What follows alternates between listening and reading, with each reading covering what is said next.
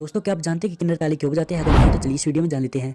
जब भी आप किन्नरों को देखते हैं या फिर उनसे आपका सामना होता है तो आपने ये जरूर ध्यान दिया होगा कि वे ताली जरूर बजाते हैं। क्या आपने सोचा है कि आखिर ऐसे के पीछे क्या कारण हो सकता है? अगर नहीं तो चलिए इस वीडियो में जान लेंगे। दरअसल किन्नरों के द्वारा ताली बजाना उनकी एक पहचान है और उनके द्वारा ताली बजाने और अन्य लोगों के ताली बजाने में बहुत ही फर्क होता है। उनके द्वारा ताली बजाना आशीर्वाद के रूप में भी माना जाता है। ऐसा कहा जाता है कि जब कोई किन्नर आपसे खुश हो तो वो ताली बजाकर आपको आशीर्वाद देते हैं। ऐसी और वीडियो देखने के लिए वीडियो को लाइक और चैनल को सब्सक्राइब कर लेना। मिलते हैं अगली वीडियो में। दोस्तों क्या आप जानते हैं कि केला हमेशा टेढ़ा ही क्यों होता है? अगर नहीं तो चलिए इस वीडियो में जान लेते हैं। दोस्तों केला एनर्जी से भरपूर होता है, खासतौर से बच्चों को इसे विशेष रूप से खाने की सलाह दी जाती है। आपने भी इसके आकार पर ध्यान दिया होगा, लेकिन शायद कभी आपने ये नहीं सोचा होगा कि इसका टेढ़ा होने का कारण क्या है। चलिए आज मैं इस वीडियो में आपको इसके बारे में जानकारी दे देता हूँ। केला अलग ही प्रक्रिया से होकर गुजरता है। इस प्रक्रिया को नेगेटिव जियोटोपाइज्म कहा जाता है।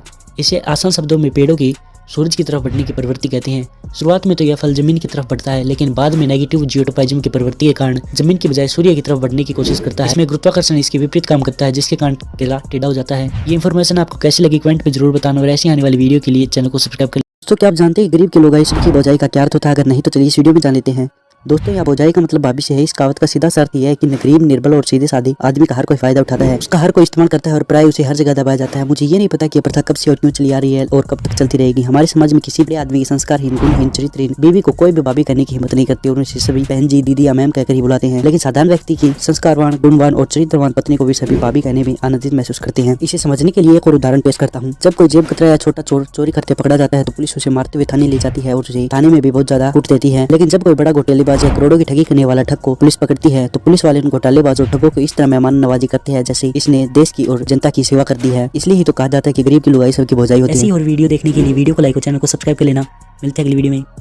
दोस्तों क्या आप जानते हैं कुत्ता टांग उठाकर पेशाब क्यों करता है? अगर नहीं तो चलिए इस वीडियो में जान लेते हैं। दोस्तों वैज्ञानिक रूप से अगर देखा जाए तो आप कहेंगे कि जानवरों में एक दूसरे को अपनी पहचान बताने के लिए उनका मूत्र ही केवल ऐसा साधन है जिससे एक जानवर दूसरे जानवर को अपने मूत्र द्वारा अपनी नस्ल के बारे में जानकारी देता है। अगर आप जंगल जीवन को जानते हैं तो आपको मालूम होगा कि शेर हो या भेड़िया या कोई अन्य शिकारी जानवर अपना अपना इलाका होता है, क्योंकि वे जानवर है हमारी तरह इंसान तो नहीं जो दीवार बना ले। वो अपने इलाके की हदबंदी करते रहते हैं। ये हदबंदी वो अपने इलाके की सरहद पर दूसरे शिकारी जानवरों को ये जानकारी देने के लिए है कि ये इलाका उनका है। उनके मूत्र की गंध के कारण दूसरे जानवर समझ जाते हैं कि ये इलाका कौन से जानवर का है। इस प्रक्रिया से शिकारी जानवर अपने इलाके की रक्षा करते हैं। अब सवाल ये है कि टांग क्यों उठाते हैं मूत्र त्यागने के लिए? अगर आप देखेंगे कि शेर हो या भेड़िया या कोई और अन्य जंगली जानवर, वो सभी कोशिश करते हैं कि जब उन इलाके की हदबंदी कर रहे होते हैं उन्हें मूत्र की गंध जो उनकी पहचान होती है काफी समय तक टिकी रहे। इसके लिए वे कोशिश करते हैं कि धरती के ऊपर की चीजों जैसे झाड़ी के तने या किसी पत्थर पर मूत्र त्यागा जाए, क्योंकि धरती पर मूत्र की गंध दूसरे जानवरों के चलने तथा जल्दी सूख जाने के कारण बहुत जल्द। दोस्तों क्या आप जानते हैं कि चूना खाने के क्या फायदे हो सकते हैं? अगर नहीं तो चलिए इस वीडियो में जान लेते हैं। दोस्तों जिन बच्चों की बुद्धि कम काम करती है, मति बदमुंशी उनकी सबसे अच्छी दवा है चूना। जो बच्चे बुद्धि से कमजोर है, जिनका दिमाग देर से काम करता है, उन सभी बच्चों को चूना खिलाने से वे अच्छे हो जाएंगे। उनको अपने मासिक धर्म के समय कुछ भी तकलीफ हो तो उन्हें सबकी अच्छी दवा।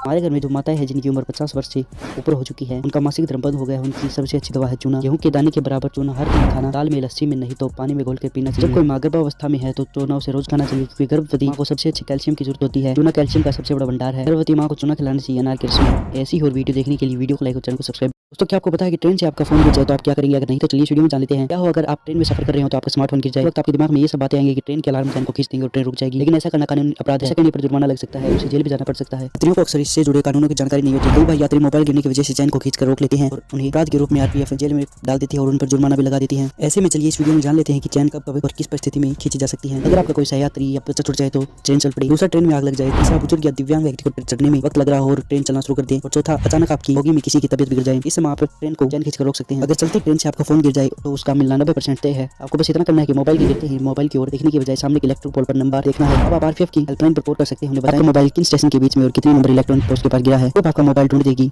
आप वापस जाकर उस स्टेशन पर अपनी पहचान बताकर अपना मोबाइल कलेक्ट कर सकते हैं। ऐसी ही और वीडियो देखने के लिए वीडियो को लाइक और चैनल को सब्सक्राइब कर लेना। मिलते हैं अगली वीडियो में।